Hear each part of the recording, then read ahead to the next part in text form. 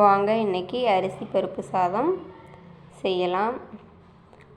அடுப்பில் ஒரு குக்கர் வச்சுக்கலாம். நான் இன்றைக்கி நல்லெண்ணெய் சேர்த்துக்கிறேன். தாளிக்கிறதுக்கு கடுகு உளுத்தம்பருப்பு, அது கூடவே ஒரு ஸ்பூன் ஜீரகம். இது ரெண்டும் நல்லா பொரிஞ்சதும் 10-20 சின்ன வெங்காயத்தை பொடியை நறுக்கி வச்சுருக்கேன், அதை இப்போ இது கூட சேர்த்துக்கலாம். அது கூடவே 5-6 பல் பூண்டு பொடியை நறுக்கி வச்சுருக்கேன், அதையும் சேர்த்துக்கலாம். இதை நல்லா கலந்து விட்டுக்கலாம். இது லைட்டாக வதங்கினதும் இப்போது 4 காஞ்ச மிளகாய் சேர்த்துக்கலாம். அது கூடவே ஒரு கொத்து கருவேப்பிலையும் சேர்த்துக்கலாம். இதை ரெண்டையும் வதக்கி விட்டுட்டு அடுத்து ஒரு தக்காளியை பொடியை நறுக்கி வச்சுருக்கேன், அதையும் இப்போ இது கூட சேர்த்துக்கலாம். இது எல்லாமே நல்லா வதங்கிறதுக்கு கொஞ்சமாக கல்லுப்பும் 1/2 ஸ்பூன் மஞ்சத்தூளும் சேர்த்துக்கலாம்.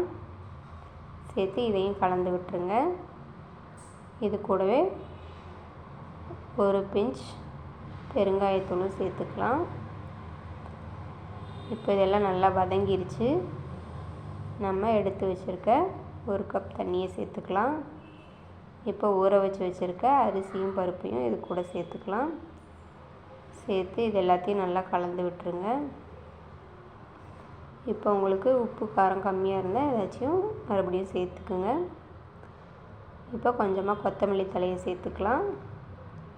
அது கூடவே 1 ஸ்பூன் நான் நெய்யும் சேர்த்துக்கிறேன். சேர்த்துட்டு எல்லாத்தையும் நல்லா கலந்து விட்டுட்டு மூடி போட்டுடலாம். இது 3 விசில் வந்ததும் அடுப்பை ஆஃப் பண்ணிடுங்க. அதுக்கப்புறம் ப்ரெஷர் இறங்கினதுக்கப்புறம் ஓப்பன் பண்ணி பார்க்கலாம். இப்போ இதுக்கு தொட்டுக்கிறதுக்கு நம்ம இன்றைக்கி வெங்காய அப்பளம் பொரித்து எடுத்துக்கலாம். நான் இப்போ ஒரு கடாயில் கொஞ்சமாக எண்ணெய் வச்சுருக்கேன்.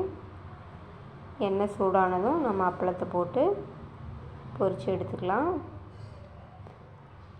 அது கூடவே நம்ம இன்றைக்கி ஊறுகாயும் தயிரும் வச்சு சாப்பிட போகிறோம். அவ்வளோதான், ப்ரெஷர் இறங்கிடுச்சு. இப்போ நம்மளுக்கு சாப்பாடும் ரெடி. வாங்க சாப்பிடலாம். நம்ம வீடியோவை நிறைய பேர் பார்க்குறீங்க. நம்ம சேனலுக்கு சப்ஸ்கிரைப் பண்ணிக்கோங்க. இந்த வீடியோ பிடிச்சிருந்தால் லைக் பண்ணுங்கள். இதே மாதிரி நீங்களும் செஞ்சு பாருங்கள். தேங்க்ஸ் ஃபார் வாட்சிங்.